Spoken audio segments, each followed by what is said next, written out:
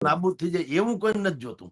એવી રીતે અમેરિકા જે છે એની વિરાસત શું છે? શસ્ત્ર વિરાસત છે. લડાકુ વિમાનો, બધા શસ્ત્રો, વિસ્ફોટકો, નવા ઉપકરણો, એવું બધું બનાવો. પછી એને ખપાવવા હોય, વેચાવવા હોય તો એ ટાઈપનો માહોલ ક્યાંક હોવો જોઈએ ને. હવે નિર્ભય ને નિર્મળ હોય તો શસ્ત્ર વેચાય ક્યાંથી? એટલે ભય પેદા કરો. તમે લિબિયાના ગદ્દાફી થી માંડીને ઈરાકના સદામ હુસેન સુધી અને પાકિસ્તાન ને સિરિયાના અત્યારના જે તથાકથિત તાલિબાનો સિરિયામાં હતા કે અફઘાનિસ્તાનમાં તાલિબાનો હતા, ત્યાંથી માંડી બાંગ્લાદેશના શેખ હસીના સુધી તમે જો, બધાની શિકાયત કોમન છે કે અમેરિકાએ હળી હંચો કરીને અમારે ત્યાં બધું સત્યાનાશ કર્યો. અત્યારે હું ને તમે ચર્ચા કરીએ ત્યારે ઈરાનના ખોમેની, હવે જે એક હતું સત્તા, સૌથી તાકાતવર શક્તિશાળી નેતા, એના ધર્મગુરુ તરીકે પણ પ્રખ્યાત અને શાસક તરીકે પણ, એનું આજનું જ એનું વિધાન શું છે? અમેરિકા અમારે ત્યાં આતંકવાદ ફેલાવે છે. બોલો. કારણ કે શસ્ત્ર આધારિત વિરાસત છે અમેરિકાની. ન્યા કોઈ દી શાસ્ત્ર બાસ્ત્ર કઈ આવ્યા જ નથી.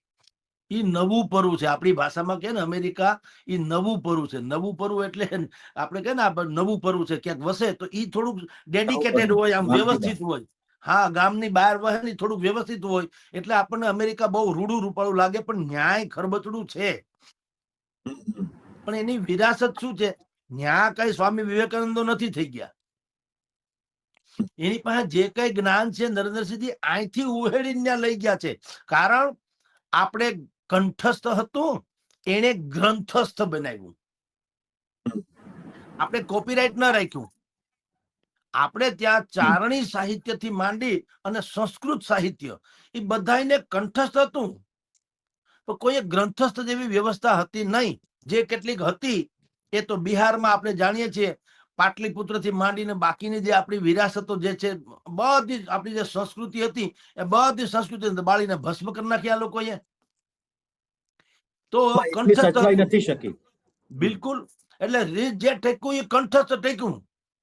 આપણા શાસ્ત્રો, આપણી પાસે જે કઈ નોલેજ હતું એ કંઠ. તારો કે જ્યોતો મેં ચંદ્ર છુપે નહીં, સૂર્ય છુપે નહીં, બાદલ છાયો ને ચંચલ નારી કો નૈને છુપે નહીં, પ્રીત છુપે નહીં, પીઠ દિખાયો, રણે ચડ્યો રજપૂત છુપે નહીં, દાતા છુપે નહીં, ઘર માંગન આયો, કવિ ગંગ કહે સુનો ભાઈ સાધુ, ભેખ છુપે નહીં, ભભૂત લગાયો. આવી બધું જે ચારણી સાહિત્ય બધા બોલતા હોય છે એ કંઠસ્થ રહ્યું, પછી ગ્રંથસ્થ ન થયું. એટલે જેટલું